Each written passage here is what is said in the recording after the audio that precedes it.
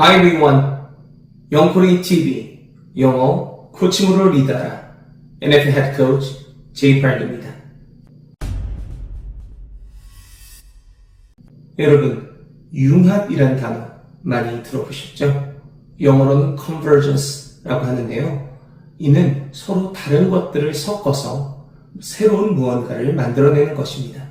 이해하기 쉽게 우리나라의 대표 음식 중에 하나인 비빔밥을 예로 들어볼까요? 비빔밥은 여러 종류의 야채, 고추장, 밥, 참기름, 계란 등을 섞어서 그것들이 서로 어우러져서 맛을 냅니다. 저는 육회 비빔밥을 좋아합니다. 영어 교육에서도 작은 의미의 융합 개념 도입이 필요합니다.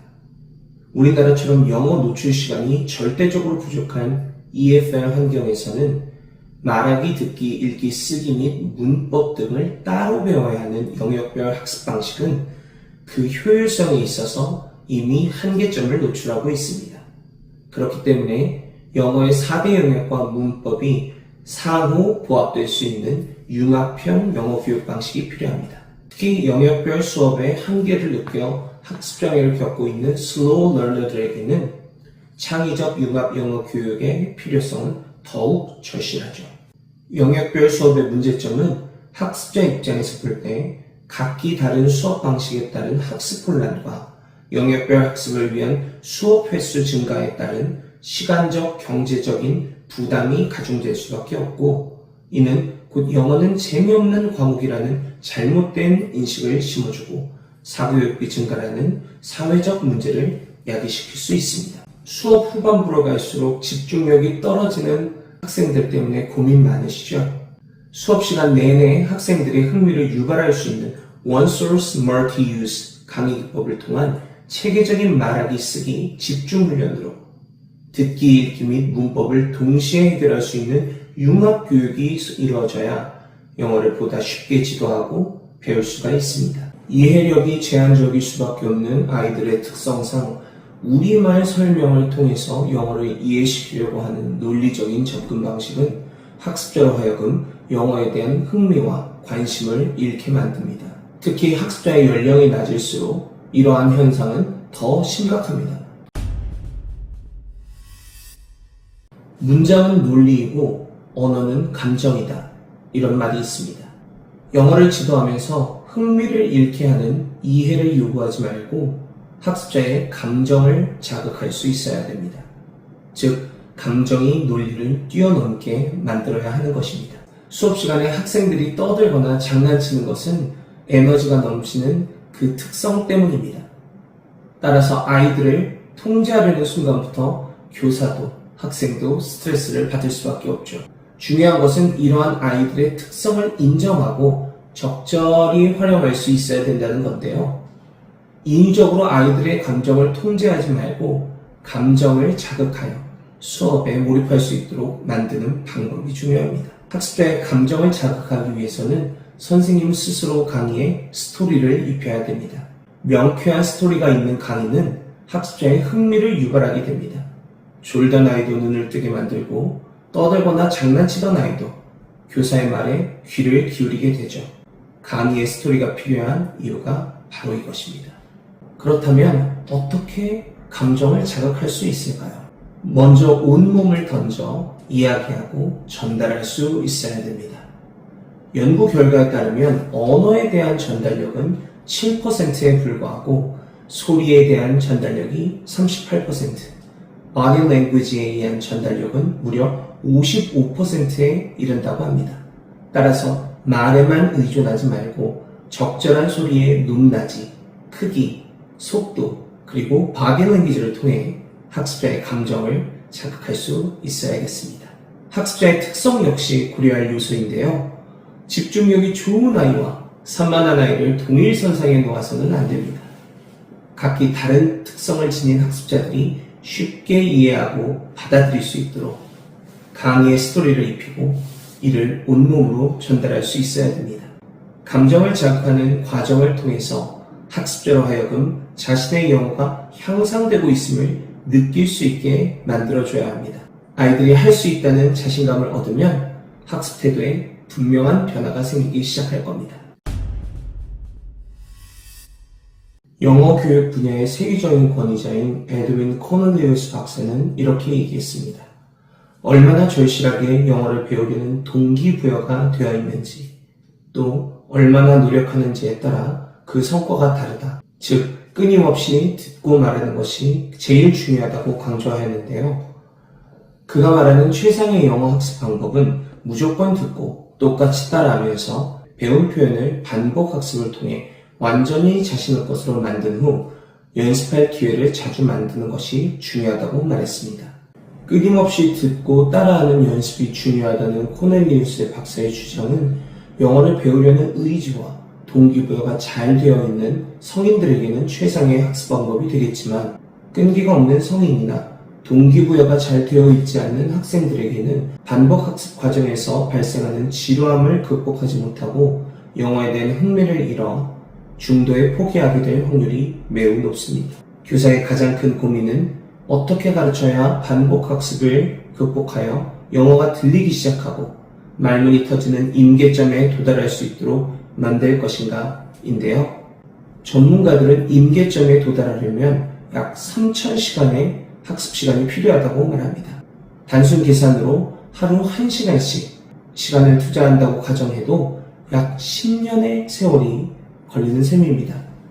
그러나 불과 1년 만에 유창한 영어를 구사하는 사람들을 심심찮게 볼 수 있는데 이러한 사례의 주인공은 영어를 배우는 목적이 뚜렷하고 동기부여가 잘 되어 있는 사람으로서 자신에게 가장 잘 맞는 학습법을 터득한 사람입니다.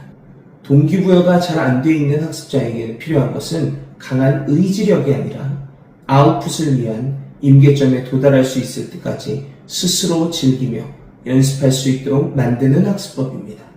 많이 말하고, 많이 듣고, 많이 쓰고, 많이 읽을 수 있도록 만드는 학습법이 필요한 것입니다. 효율적인 학습법에 의한 반복 훈련은 학습의 재미라는 요소를 불러오고 그 재미는 학습 동기를 유발하여 지속적인 학습을 가능하게 만들어 어느 날 임계점에 도달하게 합니다. 아웃풋을 위한 임계점에 도달한다는 것은 말하기, 듣기, 쓰기, 읽기에 필요한 기본 역량과 문법 구조에 대한 이해력이 갖춰졌다는 것을 의미하며 이 단계에 오르면 비로소 수준 높은 영어를 자연스럽게 구사할 수 있는 습득 능력이 생깁니다. 이 모든 것들을 해결할 수 있는 실질적인 방법이 여기에 있습니다. 바로 NF융합 영어 교수법입니다. 영어 교육에 필요한 동기부여가 부족한 학생들까지 책임지려면 선생님들의 지도 방식에 변화가 필요합니다. 이 변화의 시작과 끝점에 NF융합 영어 교수법이 있습니다. 오늘은 영어 습득 과정에 대한 이야기를 나눠보고자 합니다. 일부 영어 교육 전문가들의 주장에 의하면 영어라는 언어를 습득하기 위해서는 먼저 영어의 구조를 이해할 수 있어야 되고 다음 단계로 이해된 영어를 자신의 것으로 만드는 체화 과정이 필요하며 체화된 영어를 빠르게 말할 수 있어야 된다고 합니다. 이러한 이론적 배경에 따라 영어의 구조를 이해시키는 방법으로 지난 반세기 동안 문법을 중심으로 영어를 가르치고 배워왔죠. 그러나 문법 수업은 상당한 이해를 요구하기 때문에 이해, 체화, 스피드로 이어지는 학습 방법의 첫 단축격인 이해 단계에서부터 학생들은 장벽에 부딪히게 되죠. 대다수의 학습자들이 영어를 어렵게 생각하거나 중도에 포기하는 이유가 바로 이것입니다. 이렇게 이해를 요구하는 수업의 가장 큰 문제점은 혹 영어의 구조를 이해하더라도 문법을 따지는 습성이 형성되면 영어를 체화하는 데 반드시 필요한 말하기 능력이 퇴화되기 때문에 정작 체화 단계에 들어서면서부터 또 다른 어려움에 봉착하게 된다는 것이죠. 체화란 우리가 우리말을 할 때 문법을 의식하지 않고 말하듯이 영어가 자연스럽게 몸에 배는 것을 말합니다. 일반적인 학습 방식으로 체화 단계에 이르기 위해서는 학습자 스스로 부단히 노력을 기울여야만 하는데 과연 그렇게 할 수 있는 학습자가 얼마나 될까요?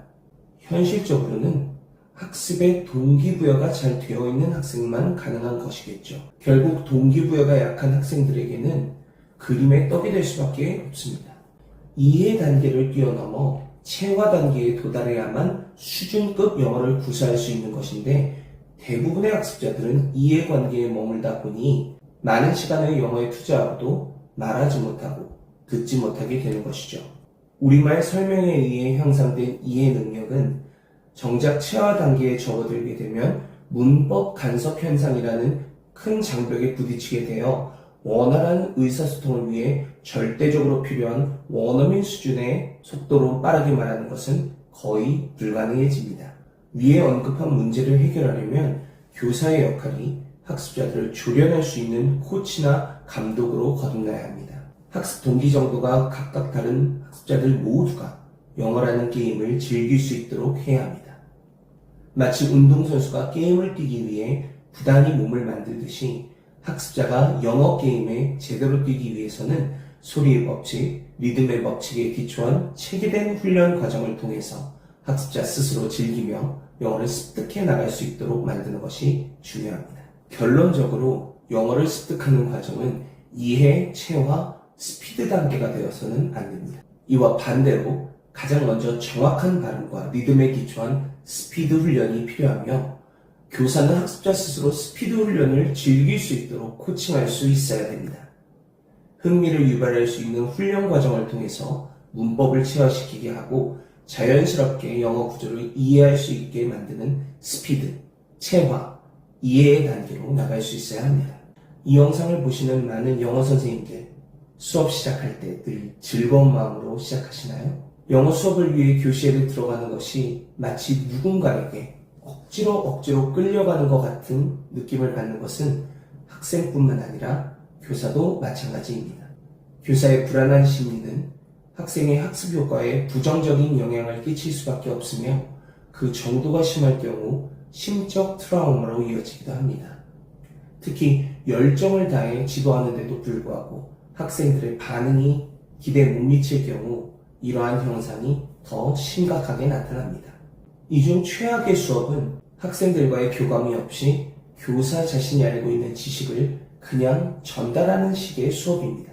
이러한 수업은 핵심 메시지 전달 능력이 부족하고 수업 자체가 지루해질 수밖에 없습니다. 수업이 지루하지 않으려면 무엇보다 교사의 철저한 사전 준비가 필요합니다. 치밀한 분석을 통해서 가르치고자 하는 내용이 쉽게 전달될 수 있도록 수업에 감흥 있는 스토리를 입혀서 간결하게 지도할 수 있어야 됩니다. 교사의 피나는 노력이 선행되어야 한다는 말이죠. 교사의 게으름은 교사 스스로의 문제만이 아닌 학습자에게도 대단히 부정적인 학습 방해 요인으로 작용될 수 있다는 걸 꼭 우리는 명심해야겠습니다. 학생들을 지도하는 데 있어서 교사의 실력, 물론 중요하죠. 하지만 실력은 교사로 갖춰야 될 기본 항목 중 하나입니다. 실력보다 더 중요한 것은 교사가 가르치고자 하는 내용을 어떻게 전달하느냐, 즉 수업 역량입니다. 학습자의 흥미와 관심을 이끌어내고 집중력을 끌어올릴 수 있는 수업 역량이 동반되어야 합니다. 수업 역량은 다양한 경험으로부터 출발하지만 경험이 부족한 교사의 입장에서는 이 또한 이론에 불과하고 설령 경험이 많은 교사라 할지라도 그 방법을 모르면 그 경험마저도 무용지물이 될 수밖에 없습니다. 운동선수를 지도하는 사람을 코치라고 하죠. 코치는 선수가 갖고 있는 특성을 파악하여 선수들의 잠재 능력을 이끌어낼 수 있도록 지도하는 역할을 가지고 있습니다. 유능한 코치는 선수 간의 인간적 교감을 통해서 자신을 철저히 믿고 따르게 만들고 지속적인 동기부여를 통해서 선수로 하여금 할 수 있다는 자신감을 갖도록 만듭니다. 확실한 동기부여를 받은 선수는 자신이 하고 있는 운동에 미치게 될 수밖에 없습니다.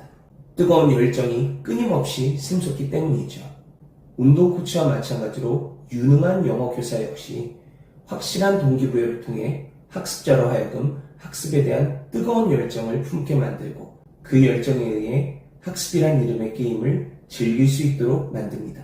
동기부여가 잘 돼 있는 학생들은 스스로 학습하지만 동기부여 정도가 약한 학생들은 교사가 아무리 열심히 가르쳐도 기대만큼의 학습 효과를 얻을 수가 없습니다. 학습이란 이름의 게임을 제대로 뛰게 하기 위해서는 지속적으로 학습 동기를 유발할 수 있는 체계적이고 창의적인 수업 방식이 무엇보다 중요합니다. 지금까지 한국 영어 교육 현장에서는 뛰어난 실력이 있어야만 명강사가 될 수 있다고 믿어왔습니다. 그래서 실력 있는 교사와 원어민 강사가 필요했지만 대한민국 영어 교육의 현실은 아직 기대치에 미치지 못하는 수준입니다. 명강사란 자신의 실력 여부를 떠나 무엇보다도 학생의 심리를 파악하고 자신을 철저히 믿고 따르게 만드는 탁월한 소통 능력이 있으며 자신만의 차별화된 강의 시나리오를 갖추고 지속적인 학습 동기를 유발함으로써 학생 스스로 나도 할 수 있다는 자신감을 갖게 만들어줍니다. 누가 가르치는지가 중요하던 시절에는 교사는 실력만 있으면 됐습니다. 그러나 대한민국 영어 교사 중에서 완벽한 실력과 강의 능력을 갖춘 사람은 소수에 불과합니다. 실력만으로 학생들을 지도하는 교사는 학생들이 자신의 수준에 도달하기를 기대하며 가르치지만 학습 능력이 같게 다른 학생들은 이를 따르기에 무리가 될 수밖에 없습니다. 영어 교육에도 코칭 기법이 도입되어야 하는 이유가 여기에 있습니다.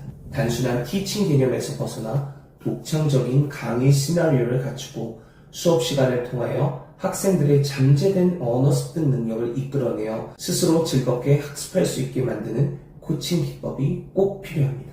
글로벌 메가 히트곡인 강남스타일로 월드스타의 반열에 올랐던 가수 싸이. 그의 이야기를 들어보면 그의 성공은 결코 우연이 아니었습니다. 비호감적인 외모와 두 번의 군입대 등 대중에게 사랑받기 힘든 자신의 약점을 장점으로 만든 능력과 대중이 원하는 것을 정확하게 읽어내는 영리함으로 자신만의 독특한 삶과 음악 세계를 구축한 전략적 스토리였음을 알 수 있습니다. 잘생긴 외모도 아니고 그의 이름대로 사이코적인 성향이 강한 그가 미국의 명문대학인 보스턴 대학교에 다니다가 자신의 꿈을 쫓아 버클리 음대에 재입학했던 사실과 그의 평범치 않았던 놀이문화 속에 늘 자신만의 스토리가 함께했기 때문에 가능했던 것이었습니다. 요즘은 드라마와 영화는 물론이고 마케팅 분야에서도 스토리가 강조되는 스토리텔링 만능의 시대입니다. 스토리텔링이란 스토리와 텔링의 합성으로서 상대방에게 알리고자 하는 바를 재미있고 생생한 이야기로 설득력 있게 전달하는 것을 말하는데 스토리텔링의 파워는 상상을 초월할 정도로 막강합니다. 제대로 된 스토리 하나만으로도 각 분야에서 엄청난 부와 명예를 동시에 얻을 수도 있습니다. 영어 교육에 있어서 스토리텔링은 무엇일까요? 한마디로 정의하면 정의적 실전 강의 시나리오입니다. 원어민 교사 또는 해외 유학파 출신의 선생님이 영어를 지도해도 여전히 영어를 못하거나 포기하는 학습자가 많다는 것은 교사의 영어 실력이 영어 교육의 키워드가 아님을 증명합니다. 교사의 영어 지도 방식에도 스토리를 입혀야 되는 때가 온 것입니다. 수업 시에 학습자의 잠재된 언어 습득 능력을 이끌어내고 수업에 대한 흥미와 관심을 유지시키는 과정이 필요하며 강의의 절정에서 학습자의 집중력을 최고점으로 이끌어내는 과정 등이 필수 요소가 갖추어진 실전 강의 시나리오가 필요합니다.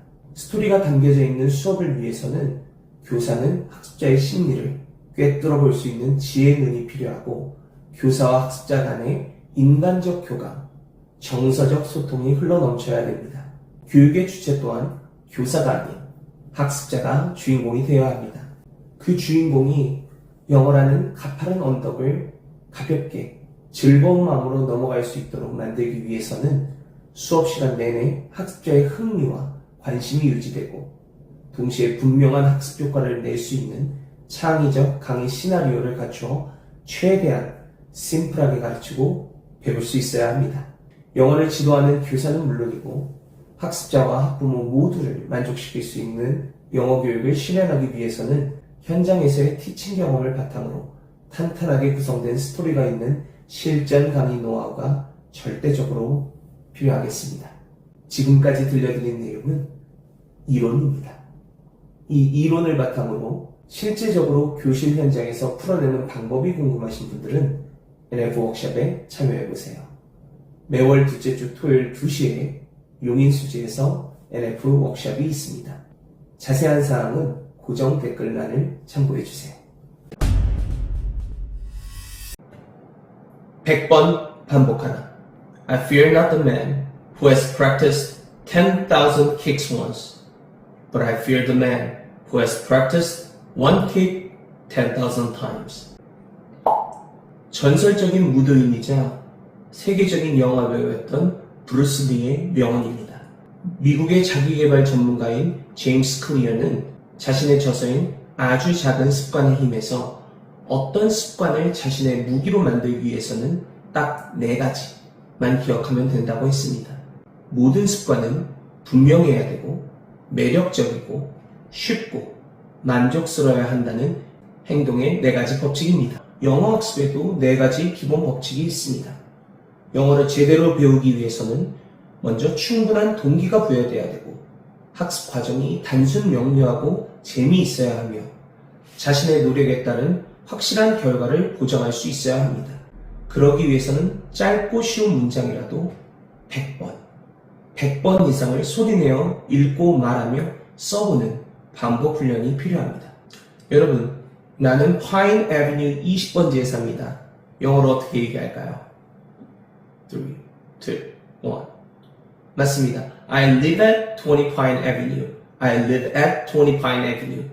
그런데 우리가 이 내용을 들을 때는 쉽게 이해하지만 막상 말로 하거나 글로 써보라고 하면 이러한 실수들이 나옵니다. I am live at 20 Pine Avenue. I live on 20 Pine Avenue. I live at the 20 Pine Avenue와 같이 동사, 전치사, 관사 등을 혼돈하여 정확하게 표현하지 못하는 경우가 많습니다. 문장을 이해는 했지만 완벽하게 자신의 것으로 만들지 못했기 때문이죠. 문장을 100번 소리내서 반복하면 어떤 효과가 있을까요? 영어 부사에 필요한 구강 구조가 형성되어 발음이 좋아지고 유창하게 말할 수 있게 되며 자연스럽게 문법이 체화돼서 문법을 의식하지 않고 정확한 영어를 표현할 수 있게 됩니다. 또한 반복 훈련의 부산물인 듣기 능력이 향상이 되는데 이는 자신이 내는 소리를 통해 귀를 여는 효과가 있기 때문입니다. 문제는 어떤 방식으로 100번 반복 훈련하느냐입니다. 먼저 반복을 위한 분명한 목표가 있어야 됩니다. 정확한 발음을 위한 반복, 리듬 감각 향상을 위한 반복, 스피드 감각 향상을 위한 반복, 소리 크기에 대한 반복, 희노애락의 감정을 담은 반복 등 훈련을 하다 보면 어느 날 영어에 몰입되는 자신을 발견할 수 있게 됩니다. 자발적인 반복 훈련으로 한 개의 문장을 100번, 그렇게 1000개의 문장 정도 학습하게 되면 약 10만 번의 횟수를 반복하게 되는 것입니다. 이때 비로소 말하고 듣고 읽고 쓸 수 있는 기본 능력, fundamental capability가 향상이 되어집니다. 이 기본기를 바탕으로 자신이 원하는 수준의 영어를 스스로 헤쳐나갈 수 있게 됩니다. 뿐만 아니라 영어의 딕션이 좋아져서 아주 멋진 경쟁력 있는 영어를 구사할 수 있게 되는 것입니다. 제가 좋아하는 격언 하나 소개해 드리겠습니다. 당신이 배를 만들고 싶다면 사람들에게 목재를 가져오고 일감을 나눠주고 일을 지시하지 말라. 대신 그들에게 저 넓고 끝없는 바다에 대한 동경심을 키워줘라. 어떤가요? 자기주도 학습의 실체를 한마디로 정의하자면 동기부여, 즉 motivation이라고 할 수 있습니다. 어린 왕자로 유명한 프랑스의 작가 생텍쥐베리의 명언은 동기부여의 의미와 그 가치를 제대로 표현하고 있습니다. 동기부여는 학습자로 하여금 자신감과 열정을 갖게 만들고 그 열정의 힘으로 학습이라는 게임을 스스로 즐기게 만듭니다. 상위권에 해당하는 학생들은 학습 동기가 잘 되어 있어서 스스로 알아서 공부하지만 영어의 수렁에 빠져 있는 중하위권 학생들은 그 동기부여가 약하기 때문에 교사가 아무리 열심히 가르쳐도 그 기대만큼 학습 효과를 이끌어내기 어렵습니다. 동기부여가 안 돼 있는 중하위권 학생들이 스스로 학습하게 하려면 가장 먼저 그들과 소통할 수 있어야 합니다. 소통을 바탕으로 체계적이고 창의적인 수업 방식으로 지속적인 학습 동기를 유발함으로써 자신감을 회복하게 만드는 것이 무엇보다 중요합니다. 최고의 교사는 자신의 실력 여부를 떠나 학생들의 심리를 파악하고 그들이 자신을 믿고 따르게 만드는 소통 능력을 가지고 있습니다. 자신만의 차별화된 강의 시나리오로 지속적인 학습 동기를 유발함으로써 학생 스스로가 할 수 있다는 자신감을 갖게 만듭니다. 교사의 실력만으로 학생을 가르치던 티칭의 시대는 끝났습니다. 그들의 잠재된 언어 습득 능력을 이끌어내어 학습자 스스로 즐겁게 학습을 할 수 있게 만드는 코칭의 시대가 왔습니다. K-팝이 전 세계적으로 유명하게 된 배경에는 외국의 팝 뮤직을 듣고 자랐던 기성세대의 뮤지션들이 자신들의 경험과 지식을 토대로 가장 한국적인 K-팝을 탄생시킴으로써 전 세계에 이름을 떨칠 수 있게 되었다는 모 방송인의 말이 기억납니다. K-팝의 성공 사례처럼 우리나라 영어 교육 역시 지난 반세기 동안 미국, 영국식 영어 지도 방식을 그대로 도입하여 가르쳐왔던 낡은 관행에서 벗어나 우리의 영어 교육 환경과 학습자의 개별 특성에 맞춘 한국형 실전 영어 교수법 도입과 개발이 필요합니다. 많은 영어 교사들이 수업 시간에 좌절감을 느끼는 것은 자신의 영어 실력이 부족해서라기보다는 다양한 특성을 지닌 학생들이 수업에 몰입할 수 있게 만드는 창의적인 수업 방식, 학습자의 심리를 꿰뚫는 능력, 수업 분위기가 산만한 아이들을 자연스럽게 컨트롤할 수 있는 수업 전개 방식의 부재가 주된 원인입니다. 수업 자체가 재미있어서 아이들이 수업 시간 내내 영어에 몰입할 수 있도록 만들어 학생은 물론 학부모 그리고 교사 자신까지도 모두 만족할 수 있는 창의적인 수업을 펼칠 수 있어야 합니다. 영어 교육의 패러다임이 송두리째 바뀐 지금 누가 가르치느냐가 아닌 어떻게 가르치느냐가 바로 우리 교사들이 풀어야 될 숙제인 것입니다. 영어를 가르치고 배우는 과정은 복잡하지 않아야 합니다. 심플하게 가르치고 심플하게 배울 수 있어야 합니다. 단순하게 시험 점수만을 높이는 영어 지도 교육 방식에서 과감히 탈피하여 영어 교육의 본질인 말하기 쓰기 능력을 향상시킬 수 있는 K-영어 교수법이 필요한 시대가 왔습니다. 바로 여기에 NF 융합영어 교수법이 있습니다. 영어를 가르치는 방법에 관심이 있는 교사라면 한 번쯤은 독해교수법, 직접식 교수법, 상황적 교수법, 시청각 교수법, 암시 교수법, 공동체 언어학습법, 총체적 언어학습법 등등등 다양한 영어 교수법에 대해 들어보신 적 있을 겁니다. 이러한 영어 교수법들은 세계적인 석학들이 개발한 교수법으로서 매우 오래전부터 현재 이르기까지 영어 교육 발전에 지대한 공을 세웠음은 부인할 수 없는 사실입니다.